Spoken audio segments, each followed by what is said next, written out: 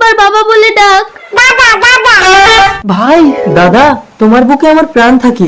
এখন থেকে তোর সন্তানের বুকেই থাকবে তোর প্রাণ। পরি, আকাশবাণী কি বলে গেল? না, জন্মানোর সাথে সাথেই বাচ্চাটাকে বাগানে পুঁতে দেবো। বিজয় পরির সন্তান হবে। চল আমরা ডাক্তারকে ডেকে আনি। মিতা, তুমি পরির কাছে থাকো। रुको जरा।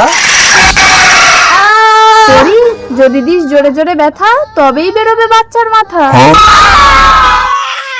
পরি বেহুশ, যাই বাচ্চাটাকে বাগানে পুঁতে দিয়ে আসি। ভাই তাড়াতাড়ি চল।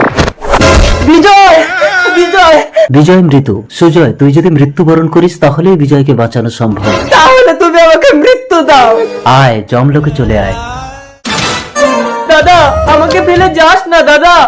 বাচ্চাও খতম, বাচ্চার বাপেরও খেল খতম। এবার আমি পরীকে তাড়িয়ে ওই ঘরে একা রাজ করব। সন্তানের বুকে বাবার প্রাণ। বাবা মরবে তবুও সন্তান মরবে না। কিন্তু কাগজ ফুলের গাছ হয়েছে। ওরে কাগজ ফুল, তোকে আমি এক্ষুনি ছিঁড়ে ফেলবো। তুমি আমাকে মারতে পারবে না, কিন্তু তোমার মৃত্যু আমার হাতে। এ কি ঠাকুরপো, তুমি কেন? তোমার দাদা কোথায়? দাদা, বৌদি, পরীর কি সন্তান হয়েছে? তোমার পরীর মৃত সন্তান হয়েছে, সেই জন্যই তো তোমার দাদা মারা গেছে। পরীর যদি মৃত সন্তান হয় আমি মরবো, দাদা কেন মরবে? এবার বুঝতে পারছো তো ওই বাচ্চাটা কার? পরী, এই চরিত্রহীন, তুই মৃত সন্তানের জন্ম দিয়েছিস বলে আমার দাদা মরল। বেরিয়ে যা আমার ঘর থেকে। চিন্তা করো না ঠাকুরপো, আমি তোমাকে সন্তান দেব। ভেতরে চলো।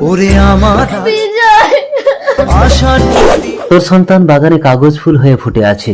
যদি কোনোদিন অচিনপুরে রাজকন্যা এসে স্পর্শ করে তবেই সে মানুষ রূপ নেবে। আমার সন্তান বাগানে। ঠাকুরপো, আচ্ছা বৌদি, আমি পরীকে শাস্তি দেওয়ার জন্য তোমার সাথে এই নাটকটা করলাম। তুমি আমায় কোনোদিন স্পর্শ করবে না। আমার সন্তান। মা, তুমি অচিনপুরের রাজকন্যা এনে দাও, আমি মানুষের রূপ নিয়ে প্রতিশোধ নেব। উত্তর দিশা ধরে 18 বছর হাঁটলে তুই অচিনপুরে পৌঁছে যাবি। আমি অচিনপুরে যাব।